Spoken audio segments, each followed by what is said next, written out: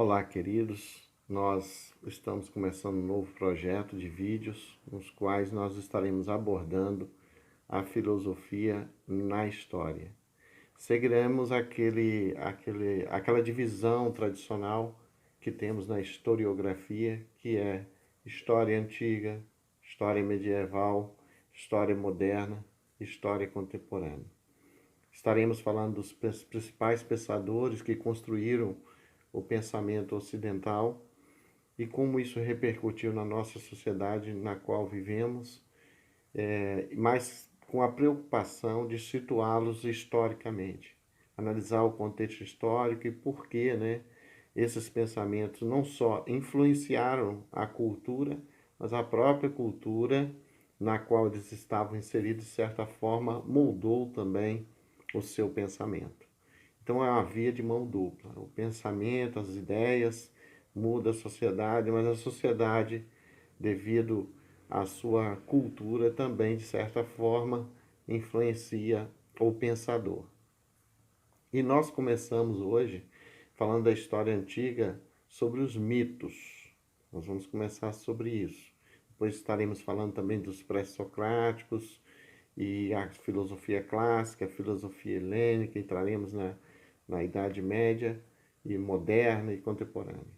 Mas hoje, especificamente, estaremos falando sobre os mitos. Mas o que seria os mitos? Que, de certa forma, não é considerado filosofia, mas um pensamento pré-filosófico. Pré-filosófico porque o mito é uma narrativa, uma lenda que visa falar das origens do mundo e dos deuses. Mas é uma narrativa fabulosa, fantástica e espetacular. Constrói, todo o enredo em cima dos heróis, dos semideuses e dos próprios deuses.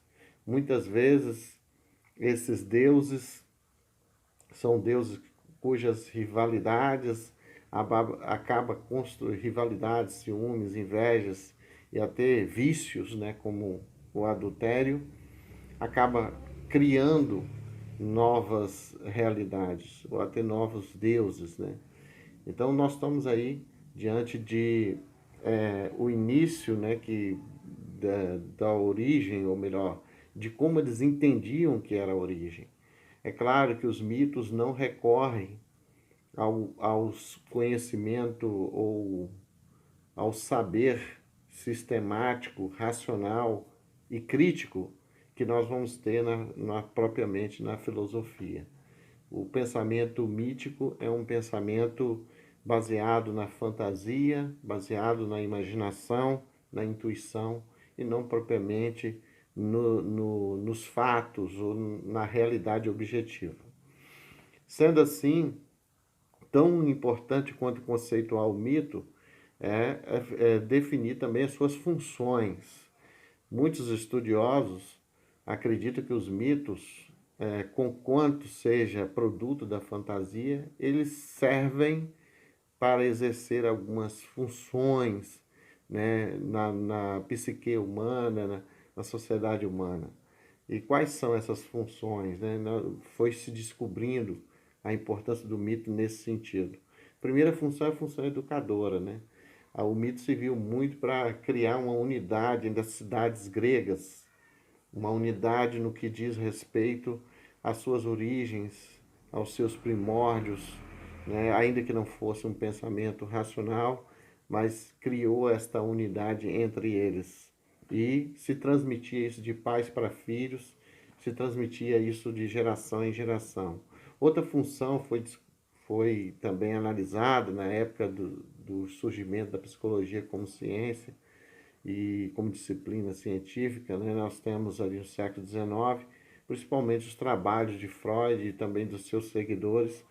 Se trabalhou muito a mitologia a partir de alguns complexos ou até arquetípicos, arquetipos, que nós temos na filosofia ou na mitologia, tais como o complexo de Édipo, que é um mito, o complexo de Narciso, aquele que amou a si mesmo, e ficou apaixonado pela sua própria imagem, hoje de onde vem a palavra narcisismo. Tem a função também moral dos mitos. Por que a função moral? Porque o mito, ele fala do certo e do errado, né? Fala do bem e do mal, do enredo das vidas desses deuses e também de heróis, e os feitos que eles realizaram, as escolhas que tiveram que fazer.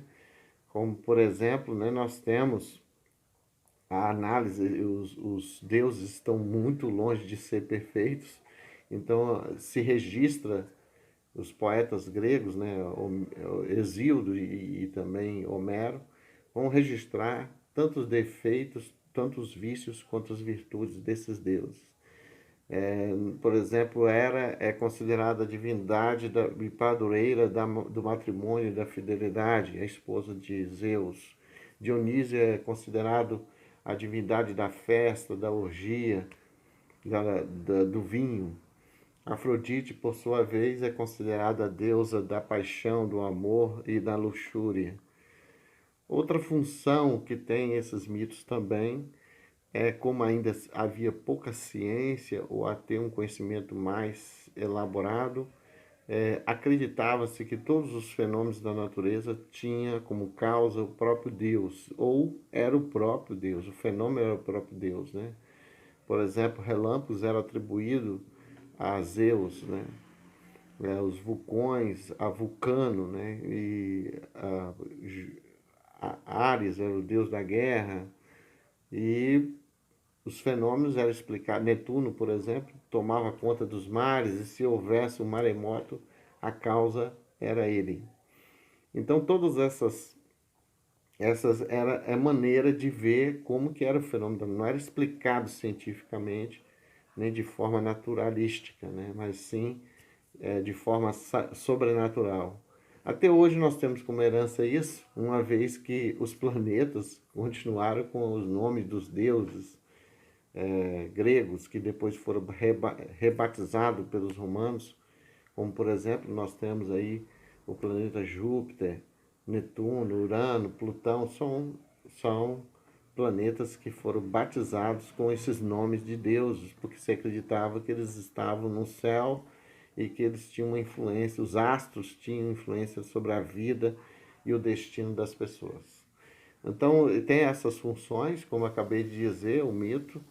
Obviamente, como já disse, o mito não tem como objetivo ter um conhecimento argumentativo, sistemático, mas sim um conhecimento baseado tão somente na intuição, na imaginação dos seus escritores.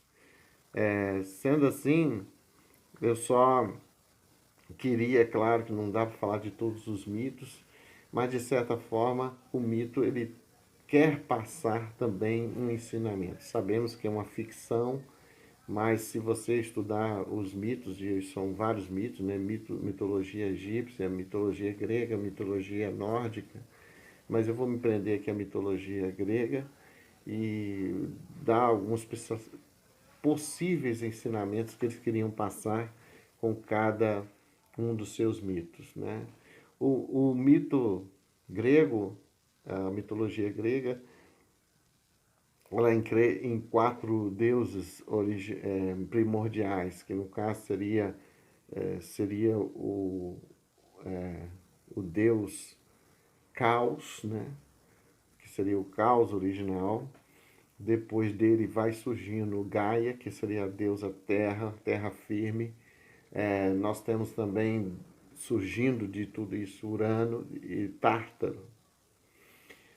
Então são os deuses primordiais. Logo depois desses deuses surge, né, com a relação de Gaia e Urano, vai surgir diversos deuses, né, chamados de deuses da primeira geração ou titãs.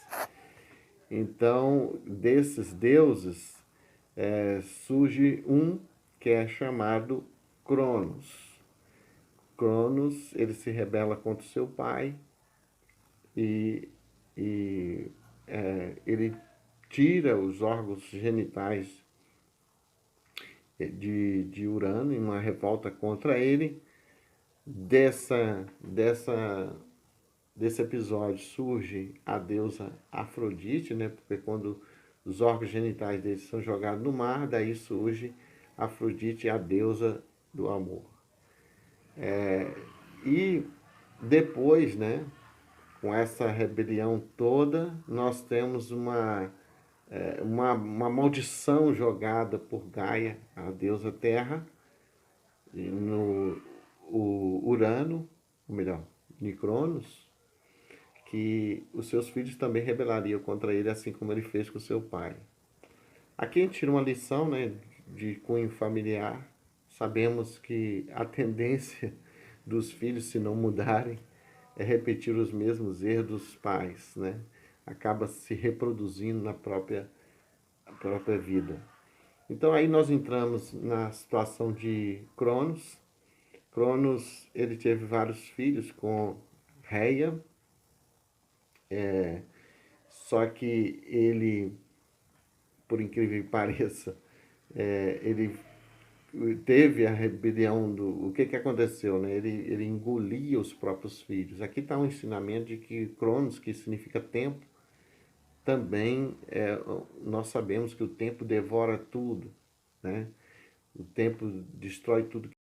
Como você sabe, o tempo devora tudo que vem pela frente, as casas, as próprias pessoas, né? Tem as marcas do tempo, as rugas, e o tempo vai devorando todas as coisas. Essa talvez seja este o significado do mito do Cronos, que é tempo.